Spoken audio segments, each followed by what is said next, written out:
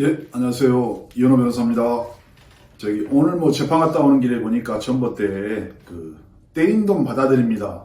이런 광고가 많이 있더라고요.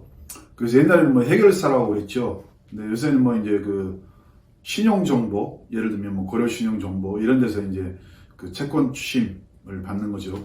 요새는 채무자에 대한 보호 법이 강화돼서 사실 신용정보에 돈을 맡기더라도 회수가 사실 쉽지 않습니다. 결국 이제 신용정보 회사에서도 법적인 수단을 통해서 이제 돈을 받는 거죠. 그래서 우리가 이제 떼인 돈 받는 걸 한번 법적으로 한번 설명을 해보면 크게 민사하고 형사 두 가지가 있습니다. 그래서 민사로 받는 거는 결국은 이제 우리가 법원에 소장 제기해서 판결 받고 집행하는 절차를 거치게 되는데요. 사실 이제 민사소송은 일단은 직접 우리 일반인이 소송을 진행하기가 일단 어렵고, 그 다음에 돈이 들어가고 또 시간도 많이 걸리고, 또 판결을 받아도 또 그 사람 명의의 재산을 찾아서 또 집행을 해야 되는 그런 문제가 있는 거죠.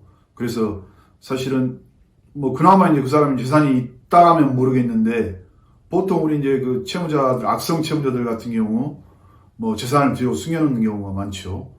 그래서 사실은 이제 이런 경우에 이제 생각해 볼 수 있는 게 형사 고소를 하는 것이다.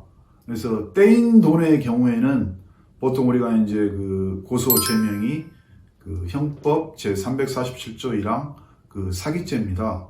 그래서 사기는 크게 우리가 떼인 돈 관련해서는 차용금 사기하고 용도 사기 두 가지가 있는데요. 그래서 차용금 사기는 이 사람이 돈 빌려갈 때는 갖는다고 하고 빌려가죠. 그러나 이 사람이 그 당시에 전혀 재산은 없고 빚만 있는 경우, 쉽게 얘기하면 신용불량자죠.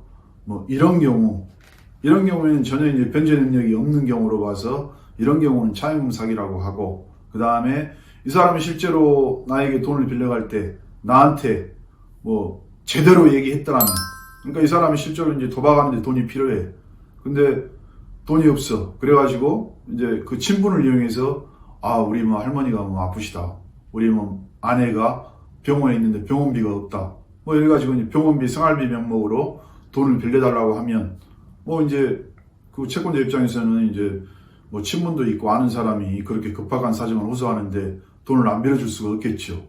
그래서 이제 그런 경우에 용도를 속이고 돈을 빌려가는 경우, 이런 거를 이제 용도 사기라고 합니다.